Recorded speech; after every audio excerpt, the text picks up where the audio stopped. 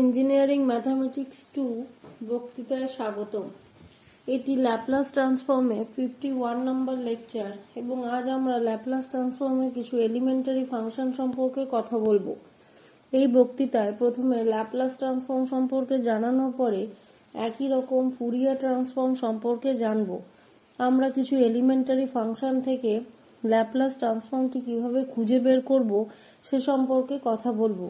Fourier transform এবং এর অ্যাপ্লিকেশনগুলি ইতিমধ্যেই পূর্ববর্তী বক্তৃতায় সম্পন্ন হয়েছে, সুতরাং এটি একটি নতুন রূপান্তর যেখানে আমরা একে ল্যাপ্লাস ট্রান্সফর্ম বলি।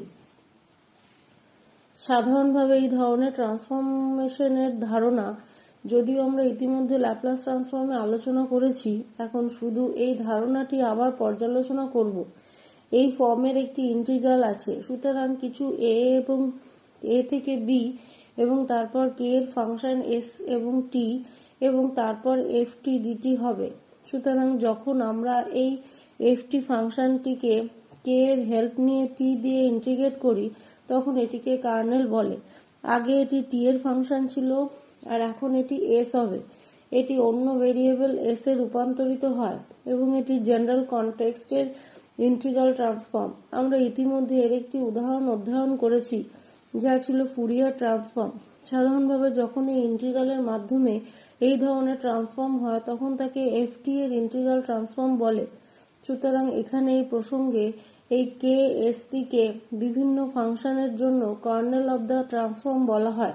বিভিন্ন কার্নেলের জন্য আমাদের বিভিন্ন ট্রান্সফর্ম আছে। এই s প্যারামিটার যা রিয়েল লাইনে বা কমপ্লেক্স প্লেনে কিছু ডোমেনের অন্তর্গত আছে এবং বিভিন্ন কার্নেলে এবং বিভিন্ন মানের a এবং b এর ভিন্ন ইন্টিগ্রাল ট্রান্সফর্ম হয় এবং এই বিভিন্ন ট্রান্সফর্মের উদাহরণ ল্যাপ্লাস ট্রান্সফর্মের মতো, যা আমরা এখন এই লেকচারে পড়ব। আমাদের ফুরিয়ার ট্রান্সফর্ম আছে যা আমরা ইতিমধ্যে অধ্যয়ন করেছি, কিন্তু যেখানে আমরা সরাসরি ট্রান্সফর্ম করিনি। ফুরিয়ারের এই ধরনের ইন্টিগ্রালের মাধ্যমে ট্রান্সফর্ম হয়, কিন্তু থিওরিটিক্যাল ব্যাকগ্রাউন্ডে ফুরিয়ার সিরিজ থেকে একটি ইন্টিগ্রাল রিপ্রেজেন্টেশন হয় এবং তারপর আমরা ফুরিয়ার ট্রান্সফর্ম করে থাকি। তারপরে আমাদের অন্যান্য ট্রান্সফর্মগুলিও রয়েছে, যা হ্যাঙ্কেল ট্রান্সফর্ম, মেলিন ট্রান্সফর্ম ইত্যাদি। সুতরাং এই ইন্টিগ্রাল ট্রান্সফর্ম ল্যাপ্লাস ট্রান্সফর্মে ফিরে আসাই এই বক্তৃতার মূল বিষয়। যদি আমরা এই k st এবং কার্নেল e-st নিই এবং যদি a 0 এবং b ∞ সেট করি, তবে আমরা ইম্প্রপার ইন্টিগ্রাল মানে 0e st ft dt এটিকে বলা হয় ft এর ল্যাপ্লাস ট্রান্সফর্ম এবং ফুরিয়ার ক্ষেত্রে যেহেতু আমরা ইতিমধ্যে এটি করেছি তাই আমরা এখন এটিকে রিলেট করতে পারি। সুতরাং এই k st এর এখানে একটি ফাংশন e st যেখানে a কে ∞ এবং b কে ∞ হিসাবে নেওয়া হয়েছিল এবং তারপর আবার ইম্প্রপার ইন্টিগ্রাল কোনো সময় আমরা প্লাস সাইন গ্রহণ করি অথবা কোনো সময় মাইনাস সাইন গ্রহণ করি এবং সেই অনুযায়ী বিপরীত সমন্বয় করা হয়েছিল। সুতরাং এখানে আমরা পজিটিভ সাইন ধরি চলুন, তাই ∞ eist ft dt এটিকে আমরা ফুরিয়ার ট্রান্সফর্ম বলি। এটি সাধারণ প্রপার্টি যা আমরা ইতিমধ্যেই ফুরিয়ার ট্রান্সফর্মের জন্য আলোচনা করেছি এবং এই সমস্ত ইন্টিগ্রাল ট্রান্সফর্মগুলির এই সাধারণ প্রপার্টি যা লিনিয়ারিটি। সুতরাং যদি আমরা এই integral transform alpha ft plus beta gt এর লিনিয়ার কম্বিনেশনে প্রয়োগ করি তাহলে আমরা আলফা পাই এবং এই ft প্লাস বিটা এর ইন্টিগ্রাল ট্রান্সফর্ম পাই এবং ফাংশন g এর ইন্টিগ্রাল ট্রান্সফর্ম পাব। সুতরাং এই ইন্টিগ্রাল ট্রান্সফর্মের সাধারণ প্রসঙ্গ এখানে আবার ল্যাপ্লাস ট্রান্সফর্মের উপর ফোকাস করা হবে। সুতরাং f এর ল্যাপ্লাস ট্রান্সফর্মটি আগে আলোচনা করা হয়েছে যা 0e st ft dt হিসাবে সংজ্ঞায়িত করা হয়েছে এবং যেহেতু এটি s এর একটি ফাংশন তাই আমরা সাধারণত এটিকে fs দ্বারা চিহ্নিত করি এবং এই L চিহ্নটি ল্যাপ্লাসের জন্য ব্যবহৃত হয়। সুতরাং f এর ল্যাপ্লাস হল 0e st ft dt এবং ইন্টিগ্রালটি হল s এর একটি ফাংশন, আমরা এটিকে ক্যাপিটাল Fs নাম দিয়েছি। সুতরাং স্বাভাবিকভাবেই বিষয় হল, যেহেতু আমরা এখানে ইমপ্রপার ইন্টিগ্রালের বিষয়ে কথা বলছি, তাই কনভারজেন্সের একটি সমস্যা আছে। সুতরাং এটি বোধগম্য হয় যখন ইমপ্রপার ইন্টিগ্রালের এই প্যারামিটার s এর জন্য কমপক্ষে কিছু ব্যবধানে একত্রিত হয়, কারণ এই s এর উপর নির্ভর করে কিন্তু সমস্ত মানগুলির জন্য নয়, কিন্তু কিছু s এর জন্য এই ইন্টিগ্রালের অস্তিত্ব থাকতে পারে, এবং যদি এই ইন্টিগ্রাল s এর জন্য বিদ্যমান থাকে তার জন্য কোনো অসুবিধা নেই। তবু আমরা এই ল্যাপ্লাস ট্রান্সফর্মকে সংজ্ঞায়িত করতে পারি এবং তারপর আমাদের উল্লেখ করতে হবে যে এই ল্যাপ্লাস ট্রান্সফর্মের সাথে s এর রেঞ্জ। সুতরাং এই বিষয়ে সর্বদা একটি সমস্যা থাকে, কারণ সেখানে ইমপ্রপার ইন্টিগ্রাল এবং কনভারজেন্স নিয়ে আলোচনা করতে হবে, এবং কেবল মনে রাখতে হবে এই টাইপের একটি ইমপ্রপার ইন্টিগ্রালকে এই 0Re stftdt এর কনভারজেন্ট বলা হয়।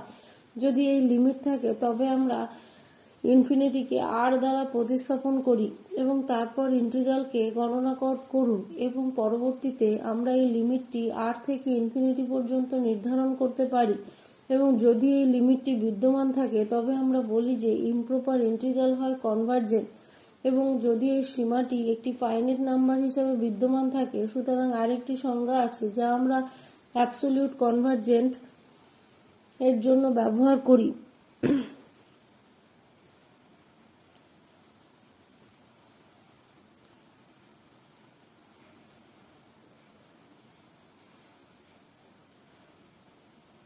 সুতরাং এই ইন্টিগ্রাল একবারে একত্রিত হয় যখন আমরা এই লিমিট r থেকে ইনফিনিটি হয় ইন্টিগ্র্যান্ডের অ্যাবসোলিউট মানের সঙ্গে। সুতরাং একটি সিম্পল কনভারজেন্স এবং অ্যাবসোলিউট কনভারজেন্স এর মধ্যে পার্থক্য কী? অ্যাবসোলিউট কনভারজেন্সে আমরা ইন্টিগ্র্যান্ডের অ্যাবসোলিউট মান সম্পর্কে কথা বলছি, সুতরাং এটি 1 এর চেয়ে বেশি কঠোর রূপান্তরিত হয়, কারণ এখন আমরা কেবল পজিটিভ মানগুলির কথা বলছি। তাই এখানে যদি একটি ইন্টিগ্র্যান্ডের অ্যাবসোলিউট মানের সাথে একত্রিত হয় তবে আমরা এটিকে ইন্টিগ্রাল বলি। এই ইমপ্রপার ইন্টিগ্রাল একেবারে একত্রিত হয়। এখন যেটি হচ্ছে আমরা তার সংজ্ঞা জানি। সুতরাং আসুন কিছু এলিমেন্টারি ফাংশনের সাথে কাজ করি যা সহজেই ইন্টিগ্রেট করা যেতে পারে, এবং তারপর পরবর্তী বক্তৃতায় সম্ভবত আমরা কনভারজেন্স সম্পর্কে এবং বাকি ল্যাপ্লাস ট্রান্সফর্ম সম্পর্কে আরও কথা বলব। সুতরাং এখন আমরা কিছু সহজ উদাহরণ নিয়ে দেখব, কিন্তু একবার যদি আমরা এলিমেন্টারি ফাংশনগুলির ল্যাপ্লাস ট্রান্সফর্ম জানতে পারি, তাহলে এই এলিমেন্টারি ফাংশনগুলির সাহায্যে আমরা আসলে আরও কমপ্লিকেটেড ফাংশনগুলির ল্যাপ্লাস ট্রান্সফর্ম পেতে পারি। সুতরাং এই উদাহরণে আমরা মূল্যায়ন করতে চাই যে ft1 কনস্ট্যান্ট ফাংশন 1 যা সমস্ত পজিটিভ t এর জন্য সংজ্ঞায়িত করা হয়েছে। সুতরাং ল্যাপ্লাস ট্রান্সফর্মের সংজ্ঞা ব্যবহার করব। আমাদের এখানে ft এর ল্যাপ্লাস ট্রান্সফর্ম হল 0e stdt এবং ফাংশন যা 1। স্বাভাবিকভাবেই এটি সহজেই ইন্টিগ্রেট করা যেতে পারে এবং আমাদের e st s এবং 0 থেকে ইনফিনিটি পর্যন্ত লিমিট আছে। সুতরাং এখন প্রশ্ন হল যে যখন আমরা এটি নেব তখন কী হবে? তখন এই sr এবং লিমিট r থেকে ইনফিনিটি এই সংখ্যাটি এখানে কী? স্বাভাবিকভাবেই এটি s এর উপর নির্ভর করে যা সমস্ত s এর মানগুলির জন্য নয়। এটি একটি ফাইনাইট নাম্বার কিন্তু যখন s পজিটিভ। সুতরাং যদি আমরা এটিকে s পজিটিভভাবে গ্রহণ করি তাহলে এটি sr এবং r ইনফিনিটি পর্যন্ত যাবে। আমরা জানি এটি 0 হবে, কিন্তু যদি s নেগেটিভ হয় তাহলে s এটিকে পজিটিভ করে তুলবে r এর সাথে এবং তারপর r ইনফিনিটির দিকে এগিয়ে যাবে। সুতরাং আমরা অনুমান করি যে s রিয়েল এবং পজিটিভ, এবং এই ক্ষেত্রে ইন্টিগ্রালটি এই LT1s এর সাথে মিলিত হবে, কারণ এই ইনফিনিটি এটিকে 0 বানাবে এবং তারপর 0 এর জন্য এটি e 0 হবে 1।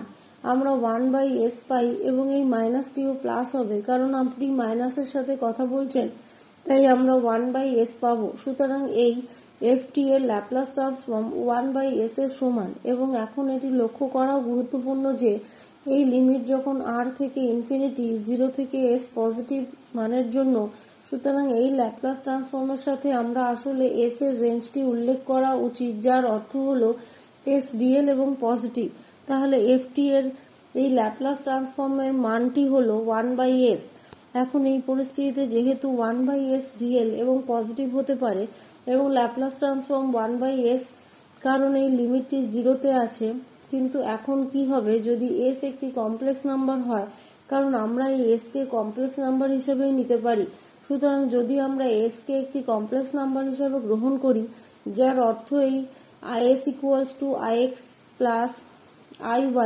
তাহলে এই লিমিটটি কি হবে কারণ আমাদের লিমিট ছিল এখানে e st বা e sr এবং তারপর r থেকে ইনফিনিটি সুতরাং এটাই ছিল এখন আলোচনার বিষয় তাই এখানে যদি আমরা এই s কে প্রতিস্থাপন করি যদি এটি কেবলমাত্র রিয়েল এবং পজিটিভ না হয় যদি আমরা এখানে গ্রহণ করি e xr s এটিকে কমপ্লেক্স নাম্বার এবং তারপর এখানে দেখতে হবে যে এই লিমিটটি কি হবে সুতরাং এর পরিবর্তে এখন এই লিমিটটি R থেকে ইনফিনিটি এবং mod e xr এর অ্যাবসোলিউট ভ্যালু বিবেচনা করব এবং তারপর আমরা e iyr পাব সুতরাং আমরা এই সংখ্যার অ্যাবসোলিউট ভ্যালুর দিকে নজর দিচ্ছি এবং যদি এই অ্যাবসোলিউট ভ্যালুটি 0 হয় তাহলে স্বাভাবিকভাবেই এটিও 0 তে চলে যাবে সুতরাং দেখা যাক এখন এই লিমিটটি r থেকে ইনফিনিটি পর্যন্ত কি হয় তারপর emod xr এবং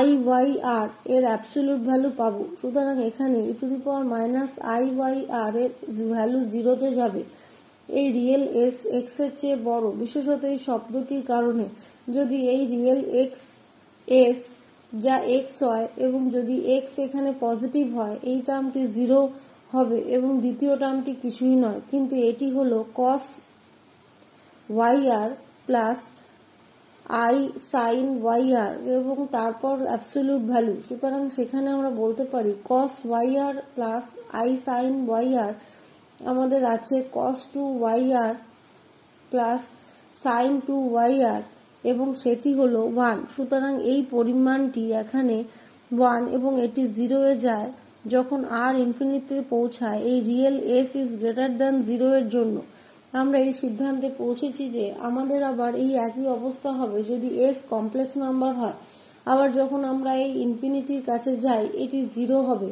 এবং তারপর এটি এই t তারপর যদি এই t 0 হয় তবে এটি 1s হবে সুতরাং এই ক্ষেত্রেও 1 কে 1s এর ল্যাপলাস ট্রান্সফর্ম করা হয়েছে কিন্তু এখন এই অবস্থার সাথে আমাদের কাছে r এবং এই s এর অ্যাবসোলিউট ভ্যালু অবশ্যই পজিটিভ হতে হবে তাহলে এটি সম্ভব যে 1 এর ল্যাপলাস ট্রান্সফর্ম 1s হবে ঠিক আছে এখন নতুন সমস্যা হচ্ছে আমাদের এখানে ফাংশন ল্যাপলাস ট্রান্সফর্ম খুঁজে বের করতে হবে এক্সপোনেনশিয়াল টাইপ যার মানে আমাদের কাছে eat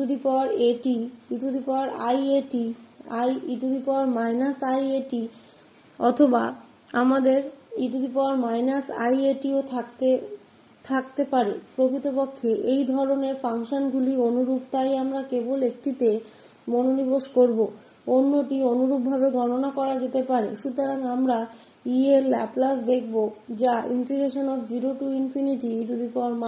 st eatdt আমরা এখানে দুটি সূচককে একত্রিত করেছি এবং তাকে ইন্টিগ্রেট করব সুতরাং e a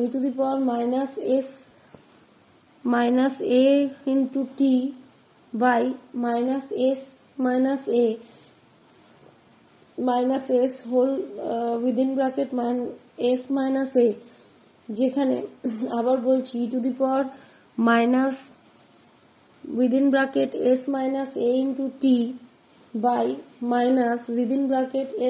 a যেখানে এই t 0 থেকে ইনফিনিটির মধ্যে থাকে সুতরাং আবার এই সমস্যা যেখানে এই e a সূচকটি কি হবে যখন t কে ইনফিনিটি ধরা হবে এবং পূর্ববর্তী স্লাইড থেকে স্মরণ করতে হবে যদি এই সংখ্যাটি এখানে পজিটিভ হয় যে যখন t কে ইনফিনিটি ধরা হয় তবে এটি 0 হবে এবং ইন্টিগ্রাল বিদ্যমান থাকবে। সুতরাং এখানে মূলত এই পজিটিভ থাকার জন্য আমরা এটি অনুমান করি s একটি রিয়েল সংখ্যা এবং a এর চেয়ে বড়, তারপর স্বাভাবিকভাবেই এটি 0 হবে যখন লিমিট t ইনফিনিটি হবে। সুতরাং এটি একটি শর্ত যে এটি বিদ্যমান থাকবে যখন s a হবে এবং যখন এই t 0 হবে স্বাভাবিকভাবেই এটি 1s a হবে। এই রেঞ্জের অধীনে s a হবে এবং এই লিমিটটি 0 তে যাবে এবং তারপর আমাদের এই ইন্টিগ্রালের একটি ফাইনাইট ভ্যালু পাওয়া যাবে। অন্য পরিস্থিতি যা পূর্বের অবস্থার মতোই পরিচালনা করা যায়, আমাদের কাছে এক্সটেনশন আছে যে s একটি কমপ্লেক্স নাম্বার হলে কি হবে। সুতরাং সেই ক্ষেত্রে এই শর্তটি আবার বেরিয়ে আসবে, কারণ যদি রিয়েল s a এর চেয়ে বড় হয় তবে এটি মিলবে যখন এই লিমিট t ইনফিনিটির কাছাকাছি হবে তখন আমাদের মান 0 হবে। সুতরাং আমরা অবশেষে এই ইন্টিগ্রালের ভ্যালু 1s a পেয়েছি। এই ইম্প্রপার ইন্টিগ্রাল যা প্রদান করে সেটা কখনো আমরা s a বলি বা কখনো আমরা এটিকে বলি রিয়েল s a এর চেয়ে বড় হয়। সুতরাং s এর জন্য এটি আরও সাধারণ ডোমেন এবং যদি আমরা ধরে নিই যে s একটি রিয়েল নাম্বার তাহলে s a এর চেয়ে বড় হওয়া উচিত, কিন্তু আমাদের এই ল্যাপলাসটি 1s a হিসাবে রূপান্তরিত হয়েছে। একইভাবে আমরা উদাহরণস্বরূপ এই ক্ষেত্রে e-iat মূল্যায়ন করতে পারি এবং আমরা আবার e-st এর সাথে মিলিত করতে পারি যখন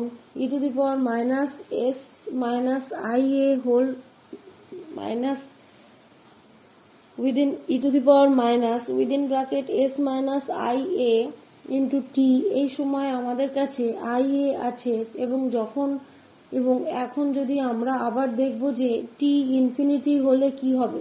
সুতরাং এই ক্ষেত্রে আমাদের e iat আছে যদি আমরা অ্যাবসোলিউট ভ্যালু গ্রহণ করি এবং আমরা তারপর গণনা করার চেষ্টা করি তাহলে কি ঘটবে যখন t ইনফিনিটি হবে। সুতরাং এই ক্ষেত্রে পরিস্থিতিটি আগের চেয়ে কিছুটা আলাদা। এখানে আমাদের এই e-st একটি টার্ম হিসাবে এবং অন্য টার্মটি eiat হল অন্য eiat যার মান 1। সুতরাং আমাদের আছে e-st এবং লিমিট 0। আমাদের শুধু এই শর্ত আছে যে s অবশ্যই 0 এর চেয়ে বড় হতে হবে অথবা রিয়েল 0। সুতরাং এই অবস্থার অধীনে ইনফিনিটিকে পরিচালনা করা যেতে পারে এবং তারপর আমাদের এখানে মান আছে যখন এটি 0 এর কাছে আসে। সুতরাং এর মানে হল 1s ia এর মান এই eiat হবে। সুতরাং ফলাফল কিন্তু এখানে পার্থক্য এখন এই যে s এখানে রেঞ্জটি রিয়েল এবং পজিটিভ সেখানে s এর রেঞ্জটি ছিল a এর চেয়ে বড় এবং a এখানে একটি সূচক। একইভাবে যখন আমাদের কাছে e-iat থাকে তখন সেই ফলাফল এই 1s ia এর পরিবর্তে মাত্র 1s ia হবে। একই সীমাবদ্ধতার অধীনে s এর প্রকৃত মান 0 এর চেয়ে বড়।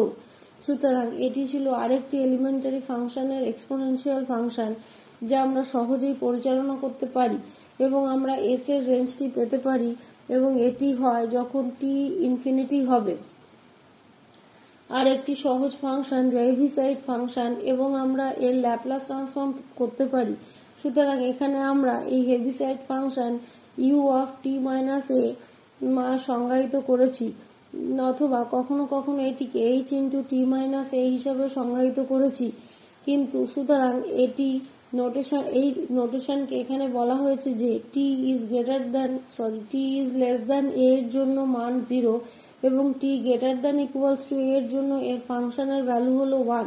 সুতরাং এটি আবার একটি সহজ ফাংশনে ইন্টিগ্রেট করতে হবে। এটি একটি ধ্রুবক ফাংশন 1 হিসাবে আমরা যা করেছি তার অনুরূপ, কিন্তু এখানে রেঞ্জ a থেকে ইনফিনিটি 0 থেকে ইনফিনিটি নয়, কারণ 0 থেকে a এর মান হবে 0, কারণ 0 থেকে a मान হবে 0 যদি এই সংখ্যায় আমরা u t a কে প্রতিস্থাপন করি তবে এই ইন্টিগ্রালটি গণনা করব। সুতরাং আমাদের a থেকে ইনফিনিটি এখন e st এবং ফাংশনটি 1। সুতরাং এই ইন্টিগ্রেশনের পরে আমরা পাবো e st s এবং t এর লিমিট হল a থেকে ইনফিনিটি। এই রিয়েল s আসলে পজিটিভ হয় বা s স্বাভাবিকভাবেই পজিটিভ হয় যদি এই t ইনফিনিটির সমান হয়, তবে এই টার্মটি অদৃশ্য হয়ে যাবে যখন t a হয়। তখন আমরা বলতে পারি যে এই e as সুতরাং a উদাহরণস্বরূপ 0 হয়। সেটা ঠিক এই ক্ষেত্রে 1 এর মতো হয় কারণ a 0 হয়। তখন আমরা e0 এর মানে হল যে ল্যাপলাস 1s হবে কারণ রেঞ্জ হবে 0 থেকে ইনফিনিটি এবং ফাংশন হল 1। এই ফাংশনটি রিয়েল অক্ষের উপর পুরো রেঞ্জে সংজ্ঞায়িত করা হয়েছে কিন্তু এটি ইনফিনিটি থেকে 0 পর্যন্ত a হবে। ঠিক আছে, এটি ছিল হেভিসাইড ফাংশন যার ল্যাপলাস ট্রান্সফর্ম হল e ass। সুতরাং এটি বৈধ যখন s পজিটিভ, কারণ এই শর্তটি আমরা এখান থেকে পেয়েছি যে যখন s পজিটিভ হয় তখন কেবল এই শব্দটি 0 তে যাবে। ঠিক আছে, আরেকটি গুরুত্বপূর্ণ ফাংশন এবং খুব প্রাথমিক এবং এটি আরও জটিল ফাংশন গণনা করার জন্য আমরা ব্যবহার করা হবে tn এর ল্যাপলাস ট্রান্সফর্ম। সুতরাং এই একবার আমরা tn এর ল্যাপলাস ট্রান্সফর্ম জানতে পারলে আমরা যে কোনও পলিনোমিয়ালের ল্যাপলাস ট্রান্সফর্ম গণনা করতে পারি। সুতরাং আমরা এখানে tn এর ল্যাপলাস ট্রান্সফর্ম সম্পর্কে কথা বলছি যেখানে n হল 1 2 3 ইত্যাদি। সুতরাং এই tn এর ল্যাপলাস করলে আমরা e st পাই। সুতরাং এটি tn এবং এটি e st s এবং তারপর এই tn এর ডিফারেন্সিয়েশন করলে আমরা n tn 1 পাবো। সুতরাং আমরা এটিকে আবার ডিফারেন্সিয়েট করলে দ্বিতীয় ফাংশন পাবো, এটি প্রথম ফাংশন। সুতরাং এটি একই থাকবে, তারপর আমরা ইন্টিগ্রেট করলে একই জিনিস পাবো। এখন প্রথম অংশে এটি 1 ইনফিনিটির কাছে আসে তখন ধরে নিচ্ছি যে s টি পজিটিভ বা রিয়েল s হয় পজিটিভ, এই ক্ষেত্রে এটি 0 এ যাবে এবং যখন t এর মান 0 এর কাছে আসবে তখন আবার এই কারণে এটি 0 এর কাছে 0 তে যাবে। সুতরাং প্রথম টার্মটি আসলে এই ধারণার সাথে বিলুপ্ত হবে কারণ s এর মান পজিটিভ বা এই রিয়েল s এর মান পজিটিভ, এই দুটি অবস্থার অধীনে এটি অদৃশ্য হয়ে যাবে। সুতরাং আমরা ns0e stn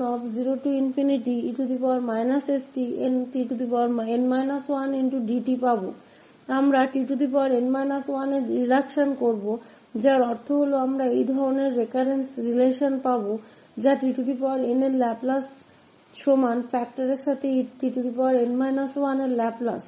আসুন এটি ফর্মুলেট করি, তাই tn 1 এর ল্যাপলাস মানটি হবে ns এর রেকারেন্স রিলেশন সম্পর্কের সাথে আসলে ক্লোজ ফর্মটি পেতে পারি।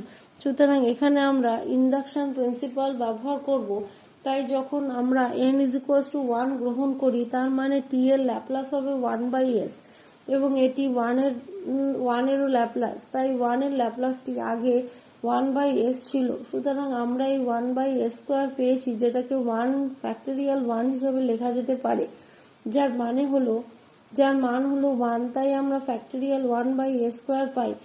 আমরা কেন 1 লিখেছি যা পরবর্তী ধাপে পরিষ্কার হবে। সুতরাং যখন আমরা এই n2 রাখি তখন এই সম্পর্ক থেকে কি হবে যে t2 এর ল্যাপলাস হবে 2s এখান থেকে। সুতরাং এই সম্পর্কের সাথে যদি আমরা যাই t2 এর ল্যাপলাস হবে 2s এবং t এর ল্যাপলাস। সুতরাং ইতিমধ্যে t এর ল্যাপলাস পেয়েছি যা 1s এবং আমাদের 1s2 আছে। সুতরাং এটি s3 হয়ে যাবে, তাই আমাদের এই ক্ষেত্রে 2s3 আছে। তারপর যদি আমরা অনুমান করি n1 এটি n2 এর জন্য সত্য যে এটি 2s3 সুতরাং আমরা এখানে জানি যে এখানে কি ঘটেছে L tn ছাড়া আর কিছুই নয় এবং এই সূত্রটি থাকলে এখন আমরা tn+1 এর জন্য গণনা করার চেষ্টা করতে পারি।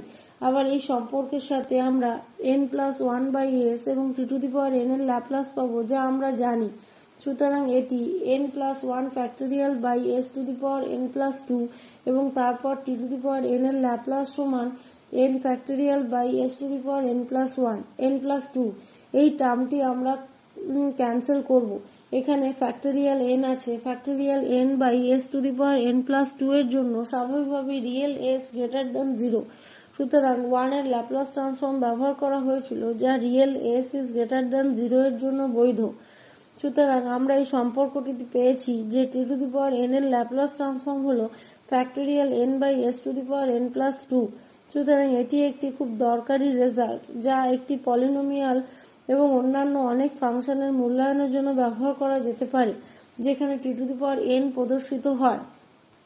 প্রকৃতপক্ষে আমাদের এখানে আরও সাধারণ রেজাল্ট আছে যা t এর ল্যাপলাস হল lt এর ল্যাপলাস হল t যেখানে Γ 1। সুতরাং এখন পূর্ণসংখ্যার জন্য সীমাবদ্ধ করছি না কিন্তু আমাদের tγ এর রিয়েল গামা আছে তাই 1 এর চেয়ে বড়। সুতরাং এই ক্ষেত্রে আমরা ল্যাপলাস ট্রান্সফর্মের সংজ্ঞা প্রয়োগ করে আবার ল্যাপলাস রূপান্তর পেতে পারি।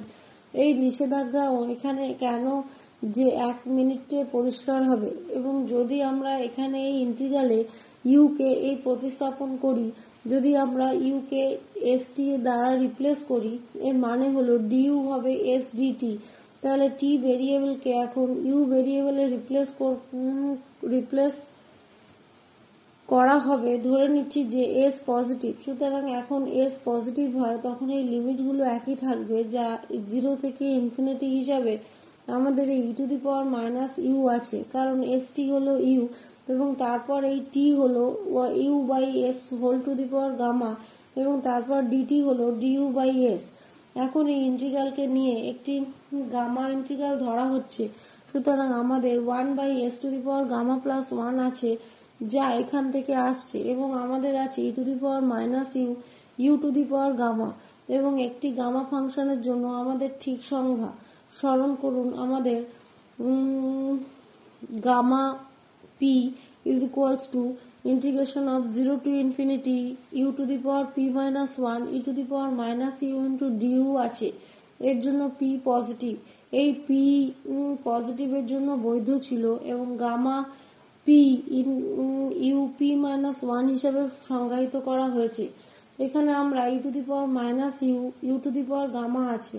সুতরাং এই সংজ্ঞা অনুযায়ী এর মান এই হবে তাই এর ল্যাপলাস করতে হবে এবং ইন্টিগ্রাল এখন এখানে গামা এই Γ1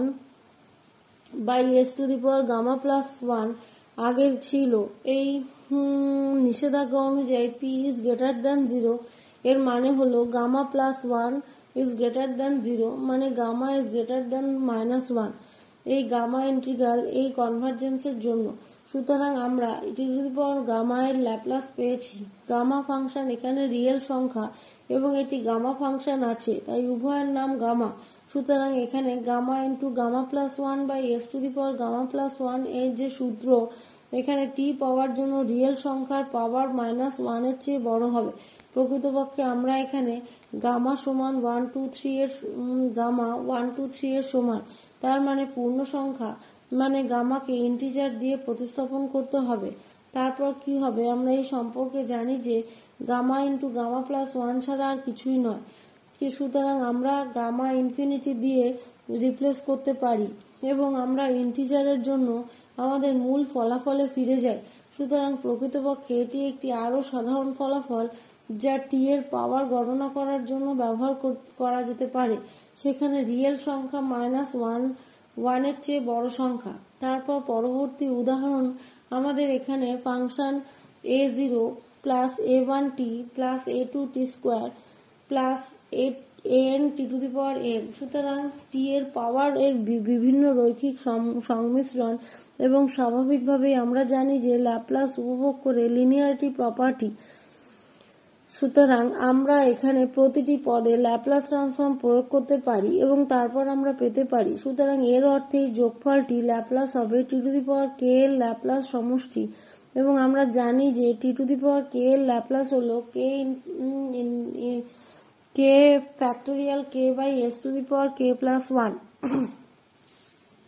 সুতরাং আমরা মূলত লিনিয়ারিটি প্রপার্টি ব্যবহার করে ফলাফল পেয়েছি, কিন্তু শুধু একটি মন্তব্য যা অন্য কিছু বক্তৃতায় আলোচনা করা যেতে পারে। সাধারণভাবে ইনফিনিটি সিরিজের জন্য যখন I 1 থেকে ইনফিনিটি, তখন আমাদের সীমাবদ্ধ শর্ত ছিল, তাই কোনও সমস্যা নেই, আমরা লিনিয়ারিটি ব্যবহার করতে পারি। কিন্তু সাধারণভাবে প্রতিটি টার্মের ল্যাপ্লাস ট্রান্সফর্ম দ্বারা সিরিজের ল্যাপ্লাস ট্রান্সফর্ম পাওয়া অসম্ভব, কারণ ল্যাপ্লাস ট্রান্সফর্ম নেওয়ার পর নতুন সিরিজের কনভার্জেন্ট সিরিজ নাও হতে পারে। তাই আমাদের আবার কনভার্জেন্স ইস্যু নিয়ে আলোচনা করতে হবে এবং সাধারণভাবে প্রতিটি টার্মের ল্যাপ্লাস ট্রান্সফর্ম নেওয়া সম্ভব নয়।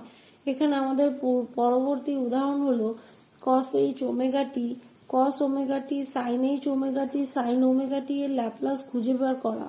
সুতরাং এগুলি এলিমেন্টারি ফাংশন, কিন্তু আমরা এখানে উপলব্ধি করব যে এই ফাংশনগুলি প্রকৃতপক্ষে এক্সপোনেনশিয়াল ফাংশনের পরিপ্রেক্ষিতে লেখা যেতে পারে এবং আমরা ইতিমধ্যে এক্সপোনেনশিয়াল ফাংশনের ফলাফল পেয়েছি। সুতরাং উদাহরণস্বরূপ cos⁡ωt হল eωt+e−ωt/2 এবং তারপর আমরা ল্যাপ্লাস ট্রান্সফর্মের লিনিয়ারিটি প্রপার্টি ব্যবহার করতে পারি এবং আমরা এখানে eωt এর ল্যাপ্লাস রেজাল্টের ফলাফল জানি। প্রকৃতপক্ষে এখন আমাদের এখানে ল্যাপ্লাস হল 1s এবং 1s+ω। সুতরাং আমরা পাব s2 যেখানে এই রিয়েল s ওমেগার চেয়ে বড়, কারণ মনে রাখবেন যে এই ফলাফল eωt এর ল্যাপ্লাস ছিল 1s রিয়েল s এর জন্য। এখানে আমাদের রিয়েল s পজিটিভ বা real s greater than omega আছে। উভয় ক্ষেত্রেই যখন আমরা দুটিকে একত্রিত করি এটি বৈধ রিয়েল s গ্রেটার দ্যান ওমেগার জন্য। সুতরাং এটি cos⁡ωt এবং তারপর আমাদের cos⁡ωt আছে। তাই আমাদের আবার এক্সপোনেনশিয়াল ফাংশন আছে যে eiωt+e−iωt2। আবার লিনিয়ারিটি বলছে যে আমাদের কেবলমাত্র eiωt এবং e−iωt এর এই ল্যাপ্লাসটি পেতে হবে এক্সপোনেনশিয়াল ফাংশন যা আমরা ইতিমধ্যে মূল্যায়ন করেছি। সুতরাং আমাদের 1s−iω1s+iω আছে এবং এটিকে আবার রিয়েল s পজিটিভের জন্য বৈধ। সুতরাং এটিকে সহজ করে আমরা ফলাফল পেয়েছি s2+2। সুতরাং cos⁡ωt এর ল্যাপ্লাস ট্রান্সফর্ম করতে হবে। এখন আমাদের s2+2 আছে এবং রিয়েল s পজিটিভের জন্য বৈধ। এই অনুরূপ বিভাজনের সঙ্গে আমাদের এই sin⁡ωt আসছে, আমরা s2+2 পেতে পারি এবং sinh⁡ωt এর ল্যাপ্লাস ট্রান্সফর্ম করতে হবে। s এর পরিবর্তে এখানে উপস্থিত হবে। এই ল্যাপ্লাসে রূপান্তর করার জন্য আমাদের একই ধারণা আছে। উদাহরণস্বরূপ যদি আপনি 2t এর ল্যাপ্লাস ট্রান্সফর্ম খুঁজে পেতে চান, তবে আবার এই ফাংশনটি এই পরিচিত ট্রান্সফর্মে রূপান্তরিত করা যেতে পারে। সুতরাং t2t যাকে eln2t তে লেখা যাবে। সুতরাং আমাদের কোন ফর্মটি হল এটি এর একটি এক্সপোনেনশিয়াল ফাংশন যা a এখানে ln2 হিসাবে আছে। সুতরাং এটি আবার এই ল্যাপ্লাস রূপান্তর পেতে ব্যবহার করা যেতে পারে যা 1s a দেয় এবং a হল 2, তাই আমরা 1s ln2 পাব যেখানে s ln2। শেষ উদাহরণ যেখানে আমরা খুঁজে পাব ল্যাপ্লাস রূপান্তর দেখব এই ফাংশনের যেটা tc কে 0 থেকে c ভ্যালু পর্যন্ত পাওয়া যায় এবং t > c এর জন্য এটি ভ্যালু 1 হয়। সুতরাং এটি একটি জটিল ফাংশন নয়। আমরা এখন ফুরিয়ার ট্রান্সফর্মের সংজ্ঞা প্রয়োগ করতে পারি যা থেকে e st পাবো এবং এটি tc হবে। এখন আমরা এই পার্টটিকে ইন্টিগ্রেট করলে tc পাবো। এখানে e sts এই ইন্টিগ্রেশন আসবে এবং তারপর আরও দুবার ইন্টিগ্রেট করব। সুতরাং এই s2 আসবে e st এর সাথে এবং এটি 0 থেকে c হবে এবং তারপর আবার e st কে ইন্টিগ্রেট করলে e sts পাবো যেখানে c থেকে ∞ হবে। সুতরাং এটি সরলীকরণ করা যেতে পারে যে f এর ল্যাপলাস রূপান্তর হল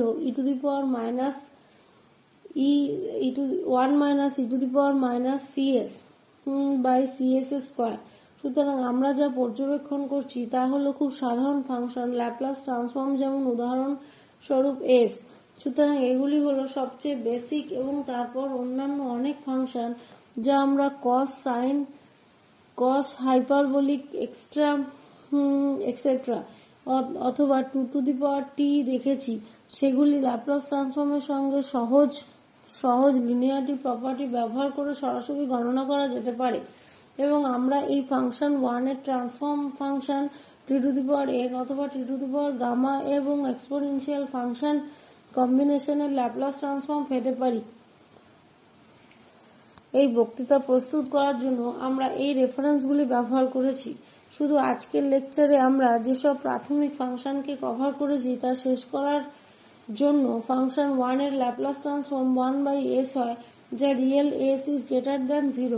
এটি বৈধ eat এর জন্য আমাদের 1s a এবং s এর উপর নিষেধাজ্ঞা ছিল যা রিয়েল s এর চেয়ে বড় হতে হবে।